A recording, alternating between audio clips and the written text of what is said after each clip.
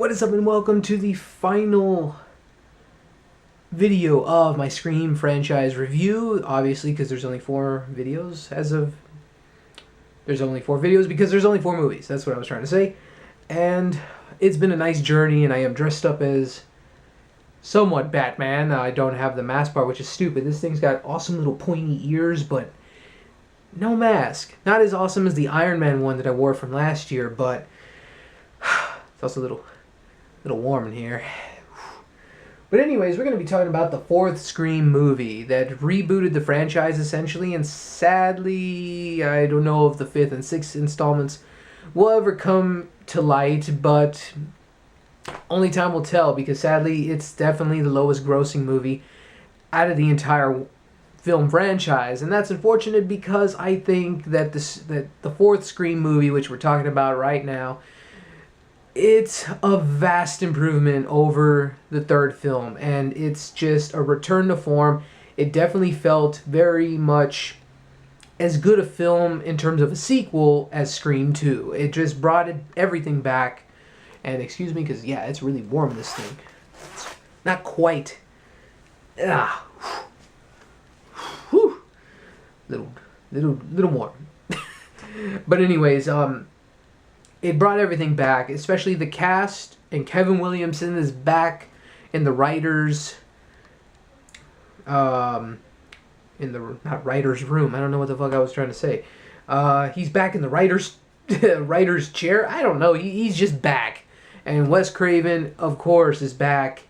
And Neve Campbell, David Arquette, and Courtney Cox, they're all back. They're here to just represent the 90s nostalgia that this movie is definitely pushing for, but at the same time trying to reboot everything as well. And to me, I definitely very much enjoyed Hayden, Panettiere, and Emma Roberts' performances. I thought they did a great job as the new high school kids. Emma Roberts is Sydney's cousin, and Hayden Panettiere is her best buddy. And then we got a slew of other people involved here. There's a lot of great character actors. Anyone from Anthony Anderson, as you can see him right there. Allison, Brie from Community. We spoke of that really quickly in the other video. Brody, and Rory Culkin. He is not, unfortunately, featured on the artwork anywhere. But he was definitely the newcomer nerd in terms of all the high school kids that they brought in for this movie. He is the newcomer nerd, as well as Hayden Panettiere was also a movie nerd, which again was missing from the 3rd film. That essence of the self-referential humor is back. We got more character development for all the characters. We see that, basically, to quote Dewey, the character of Dewey in this film, one generation's tragedy is another generation's joke. And that is definitely the truth throughout the film, because it's not taken seriously anymore in the town of Woodsboro. It's just a fucking joke.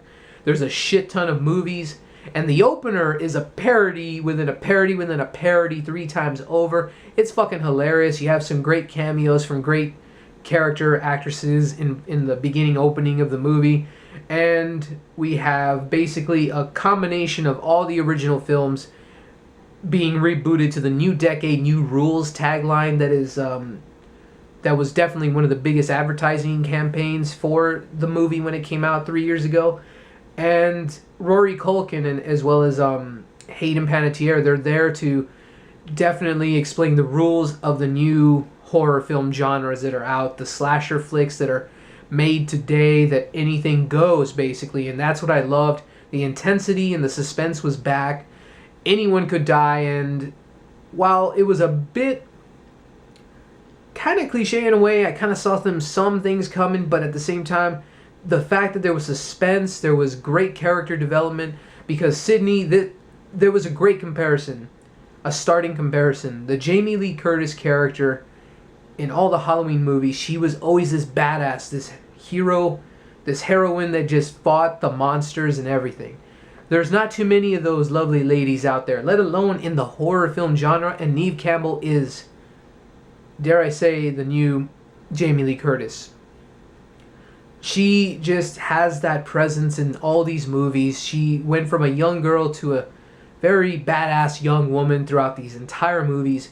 And the initial film, sure, she was terrified to be in the presence of just fighting against Ghostface and whoever turned out to be the killer. In this movie, she fucking fights back with a vengeance. She's always ready to fight back, always knowing the cliches herself. She is just fucking rapid fire quick, trying to understand what the fuck's going on this time around. Who's trying to kill her now and what's going on. And, of course, spoilers, her cousin is just this bratty kid that wants the attention. Very similar to the brother character from the third film, but much more, just hugely better executed. And while her character got a little annoying when she turned out to be one of the killers, along with Rory Culkin's character also wanting to be a part of all the vengeance and wanting to be the survivors, all for the money, the attention that you get, it's also very disturbing because there's kids like that nowadays. There's these weird kids who want to be on the internet video recording themselves and hopefully getting famous. Not that video recording yourself is kind of a weird thing for stuff on the internet. Awkward. Anyways, we move forward with that idea throughout the film. Just again, the meta humor is at full force.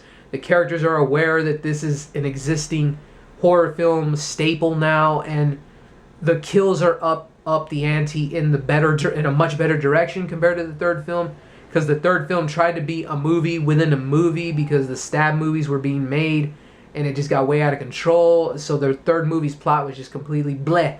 This plot just kept going and building. Suspense was pretty damn good. I just had a blast with this movie, and it's just a lot of fun to see these characters once again back on screen and furthering their character development.